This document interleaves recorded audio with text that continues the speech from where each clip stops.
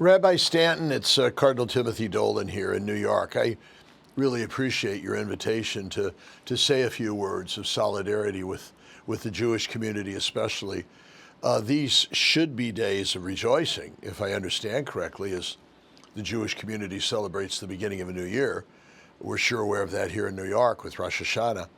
But we know that there's still a heavy cloud hanging over all of us. Somewhat of a somber atmosphere as we mark the one-year anniversary of that vicious Hamas terrorist attack against Israel on October 7th. I don't mind saying our hearts are still broken. The innocent hostages that are still held in captivity in Gaza.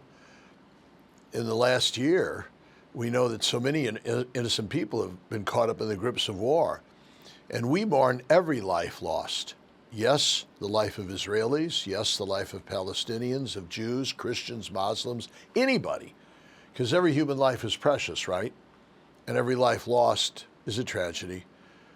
As Pope Francis so often reminds us, religion can never be used to legitimate violence. Never. All right? Now, as a Christian, and together with people of all faiths, including you, my friends and neighbors of the Jewish community, I employ that most powerful tool that we have, right? Prayer. Prayer. To pray for peace in that land that we love, in that land called holy.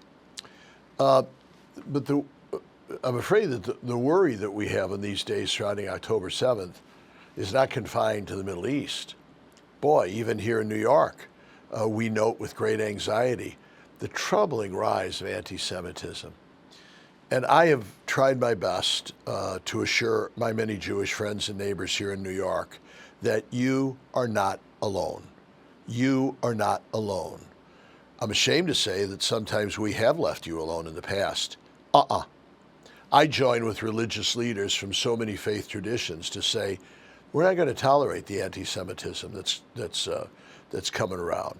We're going to work together to call it out where it exists and to eradicate it. You know, just over this last year, talking about bringing this home, I've had the sobering honor to meet with survivors of the October 7th massacre and with family members of those held hostage. I did that in Israel, and I've done that in New York because these heroic folks have come to see me. And yeah, last April when I was in Israel and when I visited Gaza, I met some other ones. Their witness continues to move me. And on this somber one-year anniversary, I can't get their faces out of my mind. I think of their stories as I'm proud to stand with the Jewish people in this time of suffering, not only as a colleague, but believe me, as a fellow believer, as a neighbor and a friend.